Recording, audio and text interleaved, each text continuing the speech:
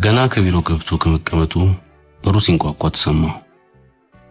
እንደወትሮ ሁሉ ተላላኪውን ስላው ዝም አለ። በድጋሚ ሲንኳኳ ግን ጉሮሮውን ጠራርጎ ይግቡ አለ በተዋል ድምጽ። በሩ ተከፍቶ አንዲት ዘመናዊ ባልቴት ዘለቁ። በአክብሮት ከመቀመጫው ተነሳና በሁለት እጆቹ ጨበጣቸው። ይቀመጡ። ከጠረጴዛው ፊት ለፊት ወዳሉት ወንበሮች ያመለከተ። በእርጋታ ሄደው አረፍ አሉ። እሱ ደግሞ ከጀርባው የነበረውን የመስኮት መጋረጃ ወለል አድርጎ ከፈተውና ቢሮውን በብርሃን አጣበበው። የጧቷ ፀሐይ ለዓይን እስኪያጥበረብር ድረስ ብርሃኗን ነጭ ነገር በበዛበት ቢሮ ውስጥ ዘረገፈች። ምን ልርዳዎት? ወንበሩ ላይ ተመቻችቶ ከተቀመጠ በኋላ ፍጹም አክብሮት በተሞላበት አንደበት ጠየቃቸው። ፊት ለፊቱ የተቀመጡት ሴት ግን ከመናገር ይልቅ በሲቃ ማንባት ቀደማቸው። ተደናገጠ። እንዴ መቤቴ ምን ነው? ለምን ያለቅሳሉ? የሚለው ጠፍቶት እየተንተባተበ ነበር። ከመቀመጫው ብድግ ብሎ ጠረጴዛውን በግራ መዳፉ ተደግፎ ቀኝ እጁን እያወናጨፈ ተቀመጥ ልጄ፣ ይቅርታ ይቀመጡ ዶክተር። ባልቴቷ እንደ መረጋጋት ብለው ከወርሳቸው መሐረብ አወጡና መነጽራቸውን ከዓይናቸው አንስተው በቀስታ እንባቸውን ከገጻቸው ጠረጉ። ልጄን አሞብኝ ዶክተር፣ አንድ ልጄ ናት፣ እንደው አምላክ። ተናግረው ሳይጨርሱ ሳቅ አቋረጣቸው። መነጽራቸውን አውልቀው ስለነበር እንባቸው በጥቂቱ በተሸበሸበው ፊታቸው ላይ እየተቋጠረ እየተንኳለለ ሲወርድ ይታየው ነበር። እናቴ እባክዎን፣ እንደ ቅድሙ ከመቀመጫው ተነስቶ ተማጸናቸው። ሴትዮዋ መረጋጋት ታየባቸው። እንባቸውን በድጋሚ ከገጻቸው አደራረቁና ይኸውልሽ ዶክተር፣ ልጄ አንዲት ናት እና እሷንም አምላክ ምን ተበደልኩት እንጂ አመማት። ምንድነው ህመሟ?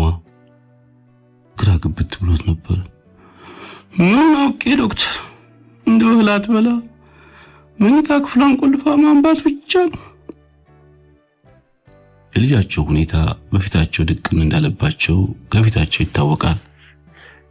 ታዲያ እኮ ከኔ የተሻሉ በርካታ የስነ ልቦና ባለሙያዎች። አይ ዶክተር፣ ያልረገጥኩበት ቦታ የለም። በአገሪቱ አሉ የሚባሉት ጋር ሄጃለሁ። ጠበልም አዋቂም ያልሞከርኩት የለም። ታዲያ እኔ ምን ላደርግላት እችላለሁ? ገና ሳያት ተስፋ መቁረጥ ተጠናወተው። እኔም ቢጨንቀኝ ነው ካንተ ጋር መምጣቴ። እንዴት? አልገባኝም። ወጣት ስለሆንክ ምናልባት እንደ ጓደኛው ነህ። ታዲያ ልጆ ወዴት ነች? ከውጭ አቁመዋት እሳቸው የገቡ መስሎት ነበር። ከቤት ነች። ከጀርባው ባለው መስታወት ሩቅ እየተመለከቱ እና መቼ ያመጣታል? ጥያቄውን ትዕዛዝ ሁሉ ባለ የድምጽ ነበር የተናገረው። ወደዚህ ድንቅ ብሏቸው ነበር። አይናቸውም ከለቀቁበት አቅጣጫ ሰብስበው እሱ ላይ አተኮሩ። አዎ ወደዚህ። ጭንቅላቱን እየናጠ አረጋግጠላቸው። ዶክተር፣ እዚህ ባመጣት ትንሽ ስሜቷ የሚጎዳ አይመስልም? ሐዘን ፊታቸው ላይ አነበበ። ታዲያ እንዴት ልረዳት እችላለሁ? የአእምሮ ሆስፒታሉ ግርግር እውነትም ስሜቷን እንደሚጎዳው አመነ። ቤቴ እንደ ጓደኛ ባስተዋውቅስ? አስበውት ነበር የመጡት። ዝም አላቸው። ጥቂት ደቂቃዎች በዝምታ ነጎዱ። ከዚያ ከቦርሳቸው የአድራሻ ካርዳቸውን አወጥተው አቀበሉትና በጸጥታ በሩን ከፍተው ወጡ። የመጡበትን በር በዝምታ አጤነው። ጥቂት ደቂቃዎች ከተመለከተ በኋላ ያቀበሉትን ካርድ ተመለከተውና ወደ ጠረጴዛው ላይ ወረወረው። ግን ቆይና ነሳው።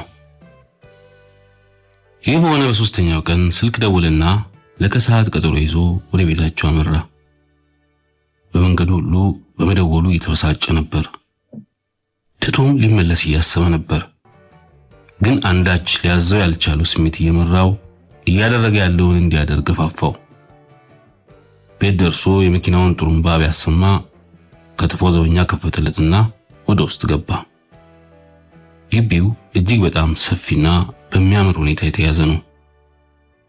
አድናቆቱን ሳይጨርስ ከ3 ቀን በፊት ሆስፒታል ድረስ ያናገሩት ባልቴት የመኪና ማቆሚያ ስፍራ ድረስ በመምጣት በአክብሮት ተቀበሉት።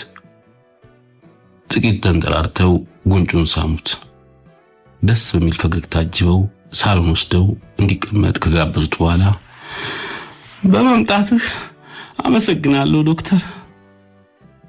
እሳቸው ቆመው ነበር። ምንም አይደለም ይቀመጡ የሚለው ጠፍቶት በገዛ ቤታቸው እንዲቀመጡ ጋበዛቸው። ምን ትወስዳለህ? አነጋገራቸው ቀላልና መግባባትን የሚፈጥር ነበር። ምንም ለመግደርደር ብሎ ሳይሆን እውነተኛ ስሜቱን ነበር የገለጸው። አንድ ነገር ያስፈልግሃል። ባለቤቴ ከሞተ በኋላ ጥቂት ስለምጠጣ ሁሉንም የመጠጥ አይነት ሸምታለሁ። ምን ይሆንልህ? እሺ ቢራ ይሆንልኝ። እሳቸውን ማቆሙ ከብዶት እንጂ መጠጣት አልፈልግም። የቆርቆሮ ወይስ? ለመሄድ የተዘጋጁ ይሁን። እስከዚህ መዘጋጀታቸው አስደነቀው። በስተቀኝ ታጠፉና በር ከፍተው ወጡ። ተገርሟል። እጅግ በጣም ደንቆታል። የሴትዮዋ ዘመናዊነት፣ ተግባቢነት፣ የቤቱ ትልቅነትና ውበት በአጠቃላይ ያልተለመደ አይነት ነገር ሆኖበታል። አይኑ ከወዲያ ወዲህ እየተንከራተተ ቃኘ። አንድም ተራ የሚባል ነገር የለም። ሁሉም ውድና የሚያምር ነው። በሚገርም ፍጥነት ሴትዮዋ ተመለሱና ለሱ የቆርቆሮ ቢራ፣ ለሳቸው ኮኛክ የተሞላበት ብርጭቆ ጠረጴዛው ላይ ኖሩ። እጁን ሰዶ የቆርቆሮውን ቢራ አፉን ከፈተና አንድ የተጎነጨለት። እሳቸውም ብርጭቋቸውን አጋመሱ። ይቅርታ ምሳ እንዳልልህ ሰራተኛዬ 5 ሰዓት ትታኝ ሄደች፣ እስካሁን አልተመለሰች። ፈገግ እንዳሉ ነበር። ምሳ በልቻለሁ፣ በዚህም ላይ ሰዓቱም እኮ አልፏል። የግድግዳውን ሰዓት ቃኙ። 8 ከሩብ ይላል። ርብቃ ሻወር ስለሆነች ጥቂት ከኔ ጋር እናውጋ። ቋንቋቸው ብቻ ነበር ያግባባቸው እንጂ ነገረ ስራቸው አስገርሞት ነበር። መቼ ነው የጀመራት? ዝም ብሎ ካያቸው በኋላ አፉ እንዳመጣለት ተናገረ። 1 ዓመት ሊሆናት ነው። ቢሮ ሲመጡ የነበራቸው ሐዘን ተገፏል። በአንዳች ነገር እርግጠኛ ይሆን ይመስላሉ። 1 ዓመት? ግርምት በእጅጉ ተጭኖት ነበር። ይገርማል። ከ1 ዓመት በፊት ርብቃ ተጫዋች ነበረች። ምን እንደሆነች ሳላቅ። ንግግራቸውን አቋረጡት። ግራ ገብቶት ቀና ሲል እሳቸው በገቡበት በር በኩል አንዲት ወጣት ስትገባ ተመለከተ።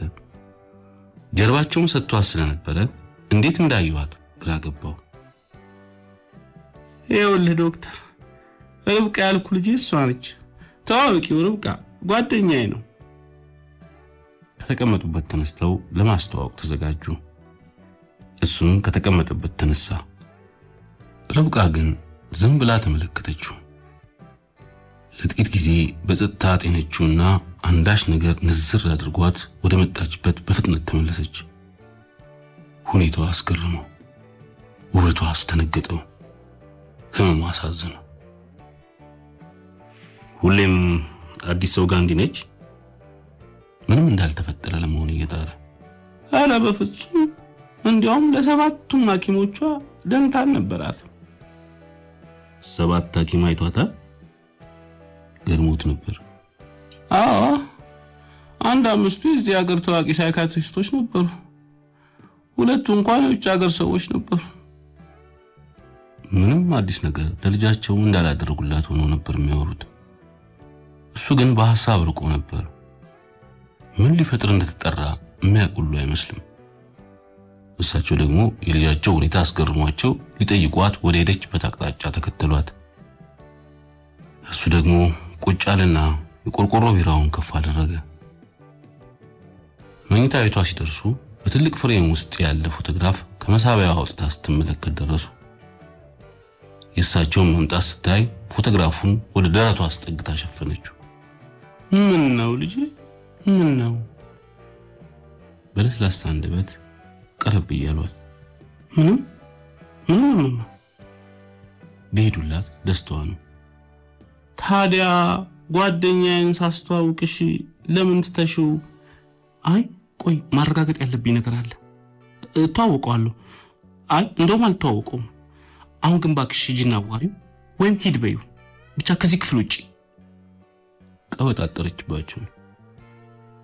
እስከዛሬ ድፍን 1 ዓመት ሙሉ በዝምታ ከማንባት በቀር ወይም ሲበስባት እባክሽ ማምዬ ተይኝ ከማለት ያለፈ ተናግራ አታውቅም። ዛሬ ግን ተለወጠችባቸው። ቃል ሳይናገሩ ወደ ሳሎን አመሩ። ለሱ ሌላ ቢራ፣ ለሳቸው ደግሞ ኮኛክ ይዘው አጠገቡ ተቀመጡ። እንዲህ ስትሆን በ1 ዓመት ውስጥ ጊዜ ለመጀመሪያው ነው ትክዝ ብሎ ነበር የሚናገሩት። ባላወቀው ምክንያት ግን ያን ያየባቸው ሐዘን ከገጻቸው ጠፍቷል። አናገሯት። ከሐሳብ ወጥቶ እንደ መረጋጋት ብሎ ነበር። ውጪ አለች። እርጋታ ይታይባቸዋል። ግራ ገባው። ለምን ሳያውቀው ነበር ካፉ ያፈተለከው። ለምን ተደሰቱ ለማለት ለራሱ ያቀረበው ጥያቄ ፎቶግራፍ ለማስተያየት በሐሳብ እንዳሉ ያለምንም ስሜት መለሱለት። የምን ፎቶግራፍ? ይበልጥ ተወሳሰበበት። እኔ እንጃ ዶክተር፣ እኔ ምን አውቄ። የሆነ ነገር ተሰማው። ምን እንደሆነ አላወቀውም፣ ግን 6ኛው የስሜት ዋሱ የሰላም እጦት ተሰማው። ዶክተር ነገ በዚህ ሰዓት አሊያም ከነገ ወዲያ ብቅ አትልም? በልመና ይሉት በትዕዛዝ አጣደፉት። ያመጡለትን ቢራ ሳይከፍተው ተነሳና ወጣ። እስከ በር ሸኝተው ተመለሱና ወደ ርብቃ መኝታ ክፍል አመሩ። ቆልፈዋለች። የለቅሶ ሲቃ ግን ይሰማል። በቁልፉ ቀዳዳ አሾልቀው ሲመለከቱ ተንበርክካለች። ደረቷ ላይ ያለውን የፎቶግራፍ ፍሬም እንዳያመልጣት አቅፋ ይዘዋለች። የለቅሶ ድምፅ ተሰማቸው። ወዳቸው ተሸበረ። የእሳቸውን እንባ ሲመጣ ተነስተው መኪናቸውን እያሽከረከሩ ወደ እህታቸው ቤት አመሩ። ዶክተር ቢኒያም በመንገዱ ሁሉ እንደተገረመ ነበር። ሴትዮዋ ምን አስደሰታቸው? ሐዘናቸው ይትከባ። እሷስ አይታው ለምን ሸሸች? ይህን ፎቶግራፍ በጭንቅላቱ የጀርባ ክፍል ተራ በተራ እየነጠሩ የሚነሱና መልሰው የሚነጥሩ ጥሩ ስሜት የሌላቸው ጥያቄዎች። የተቀረውን ቀን ብቻውን ቤቱ ቁጭ ብሎ አሰበበት፣ ግን መልስ አጣ። በቀጣዩ ቀንም እንዲሁ ከነጭራሹ ተወሳሰበበት። በ3ኛው ቀን በተመሳሳይ ሰዓት ወደ ርብቃ ቤት አመራ። ሁሉም ነገር እንደነበረው ነበር። ሳይጠይቁት የቆርቆሮ ቢራ መጡ። ቆይታ ርብቃ መጣች። ስትራመድ መሬቱ እንዳይወጋት እየፈራች ያለች ትመስል ነበር። ነጭ ረጅም ፒጃማ ለብሳለች። ጸጉሯ እምብዛም ረጅም ባይሆንም ለስላሴውና ጥቁረቱ ግን ይስባል። ገጿ ላይ እድሜውን በሙሉ አይቶት የማያውቅ ቅዝቃዜ አለ። አይኖቿ ስታለቅስባቸው የምትውልባቸው አይመስሉም። አፍንጫዋ በትክክል የተሰራ የሚባል አይነት ሳይሆን የራሱ ውበት ያለው ነው። ከናፍሮቿ ደርቀዋል። ዶክተር ቢኒያም ባላለው ቢኒያም በይ። የሱ ደግሞ ዮሐንስ። በቀስታ ነበር የተናገረችው፣ ግን ይሰማ ነበር። ምን አልሽኝ? የጨበጠውን እጇን አለቀቀውም። አይ የኔን ታውቀዋለህ። ድንገት ብላ ሐሳቧን ሰበሰበችና እጇን አስለቅቃ ከፊት ለፊቱ ተቀመጠች። ዝም አሉ። ሶስቱም በየራሳቸው ሐሳብ ሰጠሙ። እናትየው ዶክተሩን ልታናግረው በዚህ 2 ቀን የለመኗትን ልመና አሰቡ። እሷ ደግሞ ከፊት ለፊቷ ያለው ወጣት የስነ ልቦና ሐኪም ምን አይነት ባህሪ ሊኖረው እንደሚችል ማስተንተን ጀመረች። እሱ ደግሞ የርብቃን ቀዝቃዛ ፊት ያየ ውስጧም እንደፊቷ የቀዘቀዘ እንዳይሆን ተመኘ። እንዴት ያለ ስብራት ቢያገኛት ይሆን ገና በለጋ እድሜዋ ለዚህ አይነቱ ህይወት የተዳረገችው ሲልም ተጨነቀ። ተጫዋቱ እናትየዋ ነበሩ ጸጥታውን የሰበሩት። ኮኛካቸውን ከፍ አድርገው ተጎነጩለት። እሳቸውን አይቶ ይሆን አሊያም ማስፈልጎት የቁርቁሮን ቢራ አንስቶ እንደሳቸው አደረገ። ርብቃ ደግሞ በግራ መዳፏ መሃል ያዘችውን ፎቶ ተመልክታ ስታበቃ ቀና ብላ አየችው። ይሄን ያያት አይኖቻቸው ለጥቂት የሰኮንድ ሽርፍራፊዎች ተሳሰሩ። እሷ ተገረመች፣ እሱ ደነገጠ። እናትየው ሁለቱንም ተመልክተው ተደሰቱና ኮኛካቸውን ሊጨልጡ ብርጭቋቸውን ሲያነሱ ባዶ ሆነባቸው። ይሄኔ ሊያመጡ ከመቀመጫቸው ተነሱ። እሷም አብራ ተነሳች። የት ትሄጂ? በተዋበ የእናትነት ድምፅ። እኔ ግራ ገባት። አሰበችና እንደተደናገረች መልሳ ተቀመጠች። በዓለም ላይ ያሉ ስህተቶችን የፈጸመች ሆኖ ተሰማት። እናትየዋ ተሳቀቁ። ልጃቸውን ያስደነገጡ መሰላቸው። የሐዘን ፍላጻ በልባቸው አረፈ። ምን ፈልገሽ ነው ርብቃ? በጣም ዝቅ ያለና በፍጹም ልመና የተሞላ ነበር ጥያቄያቸው። ሲጋራ አለቻቸው። አንድ ጊዜ ዶክተርን፣ አንድ ጊዜ እናቷን አፈራርቃ በፍርሃት አይን አይታ ስታበቃ እናት በምን አለበት ስሜት ሲሄዱ እሱ ደግሞ በግርም ታፈጠጠባትና ተረጋጋች። ፎቶውንና እሱን ማስተያየት ጀመረች። ዶክተሩ ቤቱ አዲስ ነገሮች ይጠራቀሙበት ግራ የተጋቡ ሰዎች ማጎሪያ መሰለው። ቀና ብላ ስታየው ግን ሐሳቡ ጠፋበት። እንዳታቅበት ቢራውን አንስቶ ተጎነጨለት። ይሄኔ አዲስ ነገር እንዳየች ሁሉ ተገረመችና ይሄ ቆርቆሮ ቢራ ነው የምትወደው? አይኖቿን ሙሉ በሙሉ ተክላበት ነበር። አዎ። ከጥያቄዋ ይልቅ የገረመው አጠያየቋ ነበር። ልክ እንደሱ የዓለምን ሚስጥር ያገኘች ነበር የምትመስለው። እንደማን? ሳያውቀው ኮስተር ብሎ ነበር። አይኖቿ አሁንም ያጡትን ነገር ያገኙ መሰሉ። ደግሞ ኮስታራ ነህ። እየገረማት ያለች ነበር የምትመስለው። ፊቱን ፈታ አደረገና ጭንቅላቱን ማሰራት ጀመረ። እንደ ስነ ልቦና ሐኪም መሆን እንዳለበት ተሰማው። አሰብ አደረገና ደግሞ እንደ ጓደኛ ሆነ ያሉትን የእናቷን ምክር አስታውሶ ጓደኝነቱን መርጦ ተማሪ ነሽ? ቀና ብሎ በሚያግባባ ድምፅ ጠየቃት። ጭንቅላቷን ባይደለሁም ወዘወዘች። ይሄኔ እናቷ መጡና የዊንስተን ሲጋራ ፓኮና ላይተር ከፊቱ አስቀምጠው ዶክተሩን ጠቀስ አድርገው ተወጡ። ባዩ ተከተላቸው። ሲጋራ ለማቀጣጠል ላይተሩን ስትለኩስ አይኖቹን ከተለቀቁበት አቅጣጫ ሰበሰባቸው። ይሄኔ አይኖቹ ካፏ በሚያምር ሁኔታ በተለቀቁ 2 የጭስ ሰርክሎች ላይ አረፉ። ሰርክሎቹ ወደሱ እየቀረቡ መጡ። አያቸው። በግርምት አይን ከፍ ሲሉ አይኖቹ አብሮ ከፍ አሉ። ለመጀመሪያ ጊዜ ሲያጨስ እንዲህ ነበር ያየሁት። የሷ ንግግር አባን ነው። እያየችው እንደነበረ ሲያቅ ሀፍረት አይሉት ብቻ አንዳች ነገር ተሰማው። መቼ ነው ማጨስ የጀመርሽው? ሲጋራውን በፍቅር ለምጥጥ አድርጋ ስትስበው አይቶ ተገርሞ ነበር የጠየቃት። እኔም እንዲህ ጠይቄው ነበር። ሲጋራውን እየተለኮሰች ምን አልሽኝ? ድምጿን እንጂ ቃሏን አልሰማም ነበር። ዛሬ ምንም ነገር አትጠይቀኝ፣ ጊዜው ሲደርስ እኔው ራሴ እነግርሃለሁ። እሺ ዮሐንስ? እኔን ነው አለ ወደ ራሱ እያመለከተ።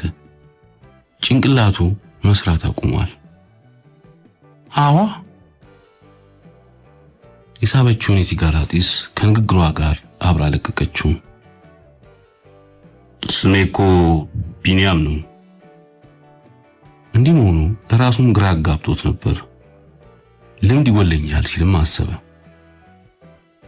እሺ ቢኒያም፣ አይ ግን እኔ ስም ባወጣልህ አልችልም። ንግግሯ እየፈጠነ መጣ። አትንቺም። እሷ የተጫነችው የመጣች መስሎት በስሜት ጮክ ብሎ ተናገረ። ለምን? አሳዛኝ ሆነች። ወዲያው ተሰማው። ሐኪም እንደሆነ ተገነዘበ። እንዲህ ያለ በሽተኛ ገጥሞ ስለማያውቅ ልምድ ስለሌለው በራሱ አዘነና ትችያለሽ በማባበል ድምጽ ዮሐንስ ልበልህ? እንደተመቸሽ። ሕክምናውን እንደጀመረ ተሰማው። እኔ ደውዬ እስክጠራ አትምጣሽ። ሲጋራዋን ጨርሳ እያጠፋች ነበር። አይሆንም ሊላት ፈለገና እንደ ጓደኛ ሆነ የሚለው የእናቷ ምክር ታሰበው። በሐሳቧ ተስማምቶ ስልኩን ሰጥቷት ወደ ቤቱ ሄደ። ድፍን 1 ሳምንት አልደወለችም። እሱም አልመጣም። ግን ሲያስባት ነበር። በጣም ሲያስባት የስነ ልቦና መጽሐፍት ሊያነብ ሞከረ። ንባብም ቢያለው ሐኪም ጓደኞቹን ሊያማክር ፈልጎ ግን ስሜቱ አዘዘውና ተወው። በሳምንቱ ደወለችለትና ተገናኙ። ቤት ሲደርስ ከበር ወጥታ ለባብሳ ጠበቀችው። እጅግ በጣም አምራለች። እንዲህ ሆና ሲያት የአእምሮ ህመምተኛ መሆኗን ተጠራጠረ። መኪና ውስጥ ገብታ ቁጭ አለች። ሰላምታ አልተለዋወጡም። ዝም ብሎ ወደፊት ነዳ። ገና ጠዋት ስለነበር ቁርስ እንደበላችና እንዳልበላች ጠየቃት። አለመብላቷንና እሷ የምታውቀው ጥሩ ቁርስ ቤት እንዳለ ነገረችውና ወዳለችው አቅጣጫ መኪናውን አሽከረከራት። ድንገት በመሃል የሆነ ነገር ትዝ አላትና አስቆመችው። ዳር ይዞ አቆማት። መኪናዋን እኔ ልያዛት? የመንጃ ፈቃዷን አውጥታ እያሳየችው ፈቀደላት። አምኗት ሳይሆን እንዲሁ ስሜቱ ፍቀደላት ስላለው። ከቁርስ በኋላ በመሳሪያ ብቻ የተቀነባበረ ካሴት ከኪሷ አውጥታ ከፈተችና እየነዳች ታሪኳን ተረከችለት። ልክ የዛሬ 1 ዓመት ነበር። ሮቃ ልክ እንደ ዛሬው ከወንድ ጋር ነበረች። የተዋወቁት ሱቅ ዕቃ ሊገዛት መጥቶ ነው። ተቀራረቡ። እርግጥ ነው እሱ ነበር የቀረባት። ወንዶች ይፈሯትም ይወዷትም ነበር። እሱ ግን ፍራቻ ሳይዘው ተጠጋት። አሁን ስታስበው ሆን ብሎ ተከታትሎ እንዳገኛት ይሰማታል። በኋላም እየተቀራረቡ ሲሄዱ ወደደችው፣ አመነችው፣ አፈቀረችው። ለብቻዋ ሆና እንኳን ስለሱ ማሰብ ያስደስታት ነበር። አንድ ቅዳሜ ቀን በጠዋት መጣና እንሂድ አላት። ወዴት አለችው። አልመለሰላትም። ግን መኪናዋን እየነዳች ጉዞ ጀመሩ። በመሃሉ መኪናውን ተቀበላትና እሱ ወደ ፈለገው አቅጣጫ መንዳት ጀመረ። ቁርስ አብረው ጸጥ ባለች ምግብ ቤት ውስጥ ተመገቡ። ተጓዙ። በመንገድ አይነጋገሩም ነበር። እሱ በጸጥታ ዊንስተኑን እያጨሰ የሚያምሩ ሰርክሎችን በጭሱ እየሰራ ወደ እሷ ይልካል። እሷም ጭሶቹን በአይኖቿ ትከታተልና በእጇ ታጠፋለች። ምሳቸውንም በጸጥታ ተመገቡና ተጓዙ። በየመሃሉ ከአንዳንድ ነገሮች በቀር ማውራት የለም። ዝም። ለሷ እስከ ዛሬ ያልተረሳ ዝምታ። ጀንበር ወደ መጥለቂያዋ ስታመራ ከወደቡ ዳርቻ ደረሱ። ከዚያ ሁለቱም በወርቃማው ብርሃን ልብሶቻቸውን አውልቀው ዋኙ።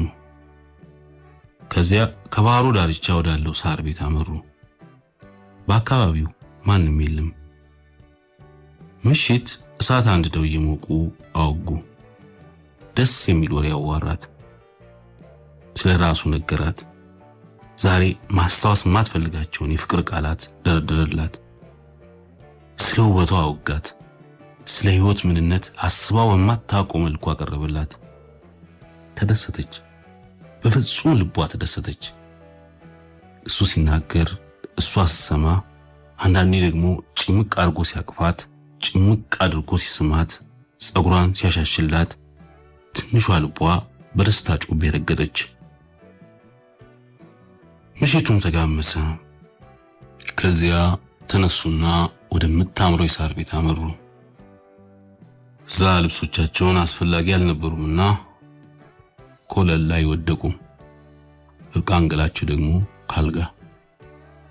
በዚያ ማንም በሌለበት የወደብ ዳርቻ አንዳንዴ ከወደቡ ከሚሰማው የማዕበል ድምፅና አንዳቸው የአንዳቸውን ትንፋሽ እየሰሙ አደሩ። በቃ ያኔ ልቤን ተነጠቅኩ። 10 ምናምንኛ ሲጋራዋን ለኩሳ ስታበቃ ሰዓቱ ገፍቶ ነበር። ምሳ እንኳን ከበሉ 2 ሰዓታት አልፈዋል። አሁን አብሮሽ ነው ወይስ? በታሪኩ እጅግ ተመስጦ ነበር። ሌላውን ሌላ ጊዜ እነግርሃለሁ። ለአሁን ግን መኪናዋን አዙራ ተመለሱ። ቤቷ በርጋ ስትደርስ ተሰናብታ ወረደች። እሱ ደግሞ በተራው ወደ ቤት ገባና ስለ ርብቃ ማሰብ ጀመረ። ስለሷ ማሰብ ሲጀምር ዊንስተን ትዝ አለው።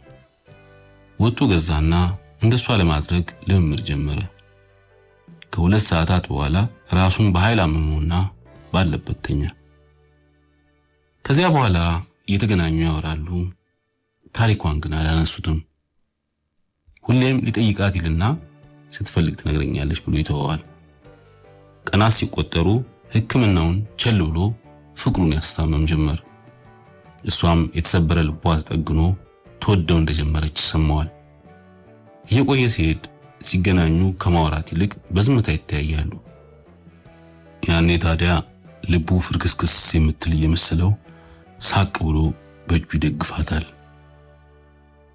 አንድ ጠዋት ደወለችለት። ቢሮ ውስጥ ነበር። ቢኒያም ልበል ወይስ እስከዛሬ ዮሐንስ? ቀስ ያለች ነበር የምትናገረው። እንደተስማማሽ። ድምጿን ሲሰማ የንግግሩ መንቀጥቀጥ እንዳይታወቅ ከፍተኛ ጥንቃቄ እያደረገ ነበር። ቆየን እኮ በእንጥልጥል ተወቹ። ከተገናኘን ጨረሰው። መጣሁ። ጥድፊያ ላይ ያለች ትመስል ነበር። እኔ እመጣለሁ። በአየር ተንሳፎ መሄድ ሁሉ አማረው። ለምን ቤትህ አንገናኝም? ቤቱን አይታው ነበር። እሺ። ከ30 ደቂቃ በኋላ ተገናኙ። በተዋወቁ ልክ በ6ኛ ወራቸው ተሳሳሙ። እስከዛሬ እንደ ሐኪምና ታካሚ ወይም እንደ ጓደኛ ነበሩ። ያኔ ግን ፍቅራቸውን ተገላለጡ። የታሪኳን መጨረሻ ሊጠይቃት አፉ ላይ እንዳደረሰ ተቀምጠውበት ከነበረው ሶፋ ተነሳችና ልሂድ አለችው። ጤንነቷን ተጠራጠረ። ከመጣች ገና 20 ደቂቃ እንኳን አላለፋትም። እንደውም አብረው የሚያድሩ መስሎት ነበር። እንድትቆይ ጠየቃት። መሄድ እንዳለባት እርግጠኛ ስትሆንበት ወጥቶ ሸኛት። የእናቷን መኪና እያሽከረከረች ስትሄድ ከኋላዋ አያት። ልብ ውስጥ ደስታ ዘለቀ። ርብቃ የምትወደድ እንደውም የምትመለክ ነች ሲል አሰበ። ድርጊቱ ከሙያው ኤቲክስ ውጭ ሆኖ ሲሰማው ደግሞ ከበሽታ ፈውሻታለሁ እንደ ቀድሞ ሆናለች ሲል ራሱ አሰበ። እናቷም ልጃቸውን ስለፈወሰላቸው ያመሰገኑት ምስጋናና እሱም ቢቢልም በግድ የሰጡት ዳጎስ ያለ ገንዘብ ምስክሮቹ ናቸው። ቀና ሌሊቱን ሙሉ ሲያስባት አደረ። ሳምንቱን በሙሉ ከሥራ ውጪ ለ2 ሰዓታት እየተገናኙ ያወራሉ፣ ይሳሳማሉ፣ ይደባበሳሉ። አንድ ቅዳሜ በተዋወቁ በአንደኛው ዓመታቸው በጠዋት ቤቱ መጣች። ተነስቶ የውጭውን በር ከፈተላት። መኪና ውስጥ ገባለችው። ለባበሰና ገባ። ከዚያ በጸጥታ ሲጋራዋን እያጨሰች ሰርክሎችን እየሰራች መኪናውን ወደፊት አሽከረከረች። እሱም በጸጥታ ሰርክሎቹን በአይኖቹ እየተከተለ በእጁ እየበታተነ ተጓዘ። ቁርስና ምሳ እሷ በመረጠችው ቦታ ተመገቡና ከከተማው ወጡ። ጀንበር ወደ መጥለቂያዋ እያመራች ስለነበረ ሰማዩን የጅብ ስጋ አስመስለዋለች። ርብቃ በጥልቅ ትዝታ ውስጥ ሰጥማለች። እሱም የአካባቢው ድባብ አስገድዶት ተክዟል። ወደ ዳርቻ ደረሱና መኪናዋን አቆመችና ለሁለቱም የዋና ልብስ አወጣች። ለባብሰው መዋኘት ጀመሩ። እሱ አንድ የሚያውቀው ታሪክ እየተካሄደ ያለ ይመስለዋል። ጸጥታው ክብድ እንዲለው አድርጓል። እሷ ደግሞ በገዛ ሕይወቷ ውስጥ መልሳ ተዋናይ የሆነች መስሏታል። ጸጥታው ውስጧን በሚገባ እንድታዳምጠው ረዳት። ዋናውን ሲጨርሱ ጀንበር አሽቆለቆለች። ምሽት ሲቃረብ ማዕበል መጣ። እንጨቶች አዘጋጅታ ከሳሯ ቤት ፊት ለፊት እሳት አያያዘች። አጠገቡ ተቀምጣ አወራችለት። ሳመችው፣ አቀፈችው፣ ዳበሰችው። እሱም አጠገቧ ተቀምጦ አዳመጣት፣ ተሳመላት፣ ታቀፈላት፣ ተዳበሰላት። ከሁሉ በላይ ግን ልቡን ሰጣት። እኩለ ሌሊት ላይ ወደ መኝታ ቤታቸው ዘለቁ። ምሽቱን ሙሉ የቆርቆሮ ቢራ ሲጠጣ ነበር። መኝታ ቤት ልብሶቻቸውን ልክ እንዲያኔው አስፈላጊ ስላልነበር ከወለል ላይ ወደቁ። እነሱ ደግሞ ካልጋ። ርብቃ ልክ እንዲያኔው ማዕበል ይሰማት ነበር።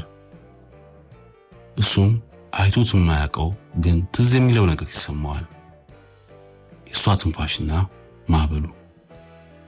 ንጋት ላይ የሞተር ጀልባዋ ድምፅ እንደሚያባንነው ገምታለች። እንደዚያ መገመቷ ልክ ነበር። ከቤቷ ወጥታ ወደ ወደቡ ቀረበች። የሞተር ጀልባዋን አንቀሳቀሰች። ወደ ልትሄጂ ነው? ጮክ ብሎ ተናገረ። ወደማላቅበት ሀገር። ፈርጠም ብላ። ለምን? ፈራ። ሆዱ ላይ መጥፎ ህመም ተሰማው። እሱን አልነገረኝም። ጀልባዋን ጥቂት ነቅነቅ አደረገቻት። ልክ ያኔ እኔም እናንተ ነበር የቆምኩት፣ እሱ ደግሞ እንደኔ፣ ማዕበሉ ደግሞ እዛ። በጣቷ ወደምትጓዝበት አቅጣጫ እያሳየችው። ሩቅ ነበር፣ ማዕበሉ ግን ይታያል። የባህሩን ውሃ አቅፎ ጥብቅ ካደረገው በኋላ መልሶ ሲለቀው የባህሩ ውሃ ይስቃል፣ ይንከተከታል። አያት። አቁማው የነበረው ታሪክ ተቀጠለለት። አይታው ኖራው የነበረው ህይወቷ በሱ ውስጥ አያት። ከዚያ ሄደች። ጀልባዋን እያፈጠነች የባህሩን ውሃ እያሳቀች ፊቷን ሳትመልስ ወደ ሩቅ ተጓዘች። እሱ ግን ቆመ ባለበት። ርቃ እየሄደች ያለችውን ፍቅሩን አጤናት። ወደ ማዕበሉ እየቀረበች ዝም አለ። በቃ ዝም። ልክ ያኔ ርብቃ ዮሐንስ ትቷት ሲሄድ እንደሆነችው ሆነ። የሷን ዝምታ ተከትሎ እንባው መጣ። ቀዝቃዛ እንባ ነበር። ቀዝቃዛ እንባው ፊቱን አቀዘቀዘው። ልክ እንደ ርብቃ ፊት የሱም ገጽ ቀዘቀዘ። አይኑ ግን ፍለጋ ላይ ነው። ርብቃን ግን አላየም።